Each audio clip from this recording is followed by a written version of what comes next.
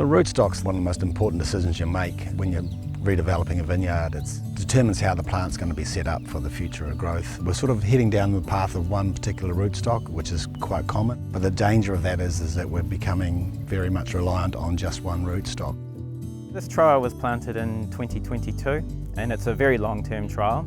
It's about future-proofing Marlborough Sauvignon Blanc and the wider industry, understanding more about rootstocks and how they interact with planting material, and particularly around their efficiency of water.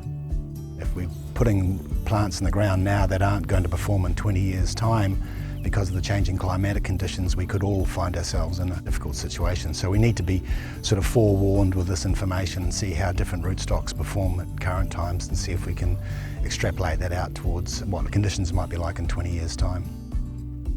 In this trial, we're measuring photosynthetic rates, water use efficiency, and carbohydrate partitioning. And those combined data points will give us a good understanding of where we can make changes within our vineyard practices and within our planting decisions. It's possible to see the differences in the vines already. Each rootstock has characteristics how they grow under the ground, and that also translates to what you see in the vines. So some are already growing much taller than the others, so that's also the reflection of the rootstocks.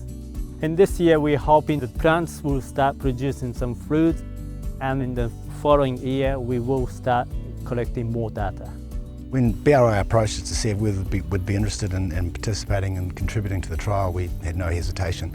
We see this as being one of the most important factors for the future development of Marlborough vineyards, and we need to be thinking 2 generations ahead of plants, basically. You know, this rootstock trial is looking to future-proof what the generation after this current one will be.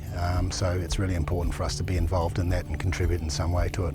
The vineyard is oriented north-south with 1.8 metre vine spacing and 2.7 metre rod widths. This experiment using split plot design, which is commonly used in this type of study. The main plot is irrigation with 3 different levels of treatment. So the standard control is standard Marlborough practice, and the other 2 are different levels of irrigation or different timings to imitate the drought conditions. Since this block was planted, we've had some extremely wet seasons. This year we're looking at it being one of the driest seasons. So it's really important to see how these rootstocks actually react. The climate going forward will potentially be drier, but there is a risk of having these more extreme weather events. We need to know how they react in all scenarios. We want to be able to promote rootstocks that have more tolerance. Marlborough Sauvignon Blanc is unique. We produce a wine that no one else is capable of doing.